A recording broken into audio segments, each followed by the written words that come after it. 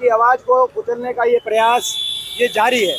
किस तरीके से सरकारी तंत्रों का दुरुपयोग करके लोकतंत्र का गला घोटा जा सकता है, इसका नज़ारा मैंने रोहतक लोकसभा चुनाव, पिछले चुनाव में इसका नज़ारा मैंने देखा था। देश ने भी इसका नज़ारा चंडीगढ़ के मेयर के चुनाव की गिनती में देख लिया होगा।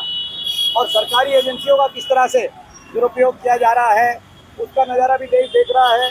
विपक्ष की कोई भी प्रखर आवाज़ देश में कोई है तो उसको जांच एजेंसियों के निशाने में लिया जाता है, जांच एजेंसियों का दुरुपयोग करके उस आवाज़ को कुचलने का प्रयास किया जाता है। और यदि कोई नेता भाजपा में शामिल हो जाए तो उसके मुकदमे जो बनाए जाते हैं सरकार द्वारा, वो उसी तरीके से ठंडे बस्ते में चले जाते हैं।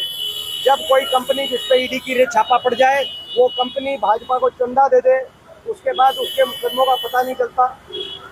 उसी रूप से बड़े बड़े नेता भाजपा में शामिल कराओ और उनके मुकदमों को ठंडे बस्ते में पहुँचाओ और देश के तमाम विपक्षी पार्टियों को निशाने पे लेकर उनकी आवाज़ को बंद कराने का प्रयास करो। ये मैं समझता हूँ ये कार्यशैली है। ये है आपकी पार्टी के वरिष्ठ नेता है अजय माकन, उन्होंने भी सवाल उठाया था कि केजरीवाल ने जो भ्रष्टाचार। देखिए, मैंने एक बात आपको एक जनरल बात की कि क्या देश की कोई राजनीतिक दल, कल कांग्रेस के भी हमारे अकाउंट फ्रीज कर दिए गए, क्या देश का कोई राजनीतिक दल, क्या कोई राजनीतिक शख्सियत किसी प्रदेश की ऐसी है जिनको जांच एजेंसियों द्वारा निशाने पे नहीं लिया गया हो, जो विपक्ष में हो और विपक्ष में घटी रही हो?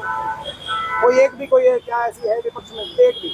और क्या कोई एक भी भाजपा का कोई ऐसा नेता है देश में जिस पे जांच करने का काम किया गया? जांच करनी है इनको तो इस बात की जाए कि महामारी काल में जब देश महामारी से जूझ रहा था, अपनी जेब से पैसे खर्च करके भी आप भी हम भी कहीं ऑक्सीजन कंसंट्रेटर हम लोग भिजवा रहे थे, तो कहीं आप लोग अपनी जान हथेली पे रख के उसकी रिपोर्टिंग कर रहे थे। हम सब अपनी जेब से पैसा खर्च करके जान हथेली पे रख के देश के एक दूसरे को बचाने की जहाँ कोशिश कर रहे थे, वहाँ वैक्सीन बनाने वाले से, वैक्सीन की अप्रूवल से 15 दिन पहले भारतीय जनता पार्टी ने चंदा क्यों लिया? वो चंदा बाकी लोग तो अपनी जेब से खर्च रहे थे, ये चंदा ले रहे थे वैक्सीन बनाने वाले से। क्या वो चंदा लेना उचित था? ऐसा क्या था कि वैक्सीन बनाने वाले को चंदा देना पड़ा और 15 दिन बाद अप्रूवल मिली और देश में 2 वैक्सीन में से एक उसकी वैक्सीन अप्रूव कर दी गई? क्योंकि ये गंभीर विषय है, बहुत से लोगों की सेहत पे भी फर्क आया है। मैं बताऊं आपको, अगर जांच होनी है, क्योंकि देश के